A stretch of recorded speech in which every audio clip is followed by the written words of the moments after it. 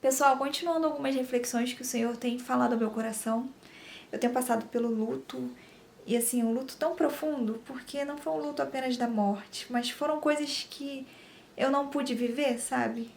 Então, o meu luto começou em vida. E a partir disso, o Senhor tem falado muito comigo que a vida eterna começa aqui. E a morte eterna também começa aqui. E o Senhor tem ministrado comigo em relação à depressão, porque eu tenho passado um período de muitos altos e baixos. E às vezes eu penso, Senhor, eu só queria parar com isso tudo. Só que o Senhor tem me feito entender que se eu não tiver vida eterna aqui, quando eu passar dessa vida, eu vou continuar na dor, eu vou continuar no sofrimento. Então Ele quer me dar a vida eterna a partir daqui, a partir da terra, a partir desta vida que eu tenho aqui. Apesar do meu corpo ser vulnerável, apesar do meu corpo ser perecível, a vida eterna começa aqui. E é uma metanoia que acontece, né, na nossa mente, que a gente precisa nascer de novo para entender.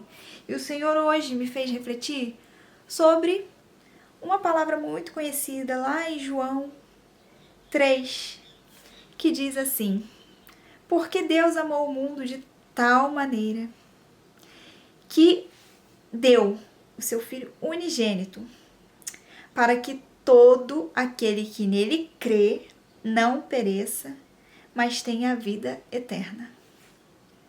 Esse verbo ter, no tenha, me fez refletir muito sobre o que eu comecei falando, que a vida eterna começa aqui. A gente precisa entender que se a gente tem vivido morte aqui, não vai ser a morte física que vai nos livrar dessa morte. Se a gente morrer fisicamente na morte que a gente já tem vivido espiritualmente, a gente vai continuar com essa morte depois da vida. E aí a gente vai ir para aquele lugar de dor, de sofrimento, onde tem ranger de dentes.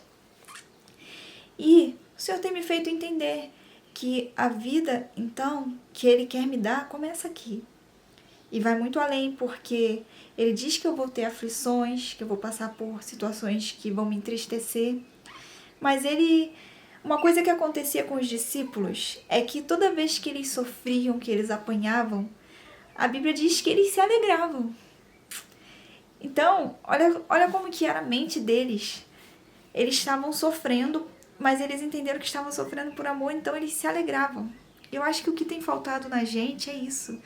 É entender que o sofrimento, se a gente está no caminho certo, ele precisa nos trazer alegria. Apesar que a dor nesse corpo perecível vai acontecer. Mas o Senhor quer nos dar uma alegria que vá além. Uma paz que vá além. Para que a gente consiga realmente ter vida. E a vida vai começar aqui. Então o Senhor quer que a gente sonhe, o Senhor quer que a gente realize sonhos. O Senhor nos deu dons e talentos, como eu disse no outro vídeo, que vai ser um complemento, que esse vai ser um complemento daquele.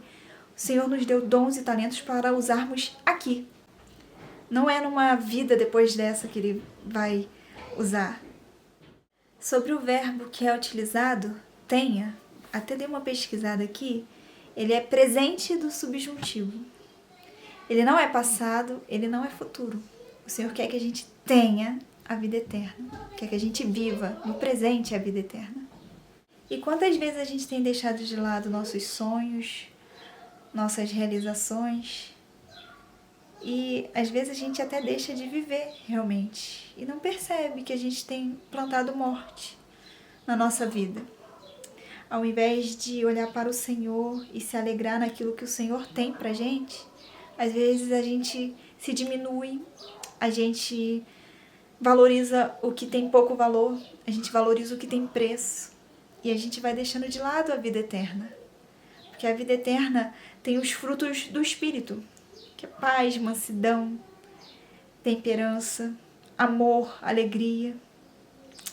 E o principal que a gente precisa fazer é se derramar diante do Senhor para que o Senhor venha nos levar, para que a gente possa enxergar esse lugar que Ele quer que a gente viva.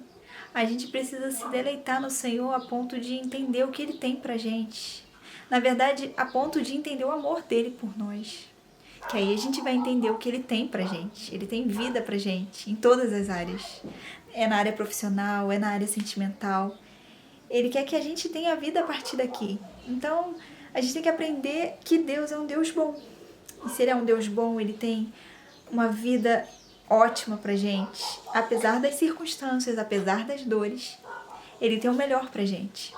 Eu acho que um pai deve se alegrar muito em ver o filho realizando sonhos, conquistando aquilo que o coração dele almeja. Com certeza um pai deve se alegrar muito. E a Bíblia diz que se nós, que muitas vezes somos pais maus, a gente consegue dar coisa boa para os nossos filhos, imagina Deus, que é um pai que é santo, que é puro, que é eterno. Ele quer nos dar, sim, grandes coisas. E como eu disse, apesar das circunstâncias, porque Deus não é um Deus circunstancial. Ele é um Deus eterno. Ele é um Deus que nos ama incondicionalmente. Então Ele tem sonhos pra gente que Ele vai realizar. Mas a gente precisa estar aos pés dEle, para que a gente entenda quem Ele é. Porque senão a gente vai se contentar com pouco, ou vai se limitar e não vai viver tudo que o Senhor tem. Então que a gente venha se derramar diante do Senhor, para que Ele nos mostre o amor dEle por nós e que a gente venha se realizar nele. E é isso, gente. Eu queria falar mais, mas tem muito barulho aqui. Fiquem com Deus. Beijos.